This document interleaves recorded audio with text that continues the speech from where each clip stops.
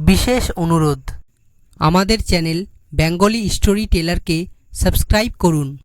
আপনাদের সহযোগিতা এবং ভালোবাসা আমাদের একান্ত কাম্য। ধন্যবাদ। নমস্কার বন্ধুরা, আজকে আমি আপনাদের শোনাবো পূজারী বাহন মাত্র। একদিন এক পূজারী বামুন শালগ্রাম শিলা কাঁধে নিয়ে যজমান বাড়ি যাচ্ছেন। এমন সময় পথের মাঝে তার ভয়ানক মলত্যাগের বেগ হলো।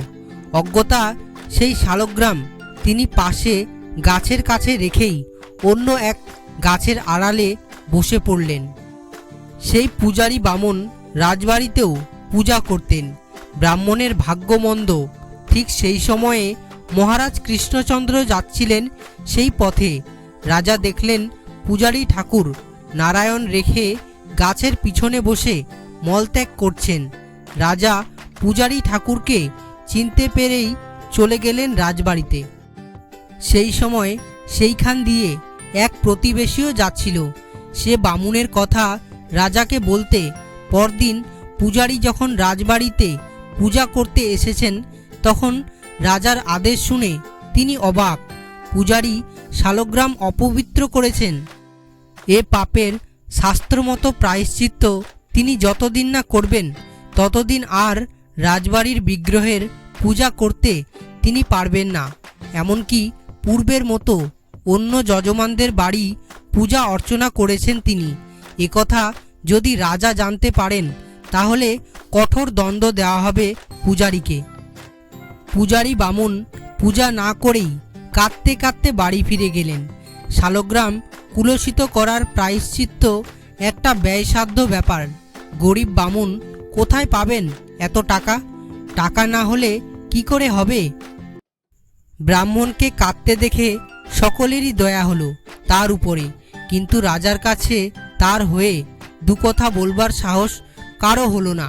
সকলে গোপালের কাছে যেতে বলল। একটা উপায় গোপাল বার করবেই। শেষে ব্রাহ্মণ কেঁদে কেটে ধরলেন গোপালকে। রাজার একান্ত প্রিয় পাত্র ওই গোপাল। রাজাকে যদি কিছু বলতে হয় তবে গোপালকে দিয়ে বলানোই ভালো। গোপাল ছাড়া বামুনের আর কোনো উপায় নেই। গোপাল বলল, 2-4 দিন ধৈর্য ধরে থাকুন ঠাকুরমশাই, সুযোগ না এলে কথা করে লাভ হবে না। আমি এর একটা বিহিতি করতে পারবো আশা করছি। আপনি নিশ্চিন্ত মনে বাড়ি যান, আপনার কথা আমার মনে থাকবে। সময় সুযোগ না হলে রাজাকে বলে কিছুই লাভ হবে না। এই বলে গোপাল বামুন ঠাকুরকে বিদায় দিল তখনকার মতো। 2-1 দিন পরেই রাজা একদিন ঘোড়ার গাড়িতে বেড়াতে বেরিয়েছেন। গোপালও সঙ্গে আছে। শীতের অপরাহু, খানিকটা বৃষ্টিও হয়েছে। গরম সালে সর্বাঙ্গ ঢেকে, তবু রাজা মাঝে মাঝে শীতে কাঁপছেন। এমন সময়ে হঠাৎ গাড়ির ঘোড়াটা মলত্যাগ করল। অমনি গোপাল হতাশ হয়ে বলে ফেলল, কি সর্বনাশ!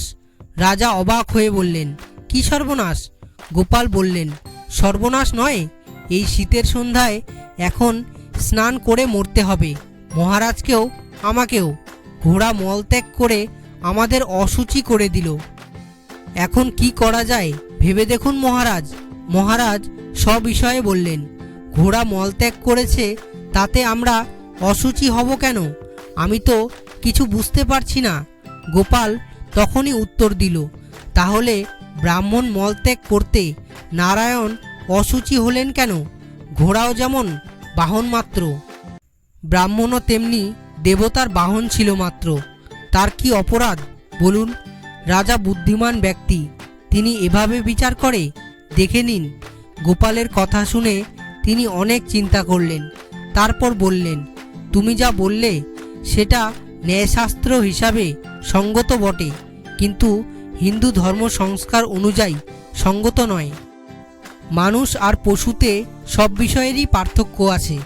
যাই হোক, ব্রাহ্মণ যে বাধ্য হয়েই এরকম অবস্থায় মলত্যাগ করেছিল তা আমি বুঝতে পারিনি। প্রায়শ্চিত্ত তাকে করতে হবেই, তবে তার ব্যয় আমি দেব। তুমি তাকে কালই প্রায়শ্চিত্ত করে আবার যথারীতি পূজা করতে বলো।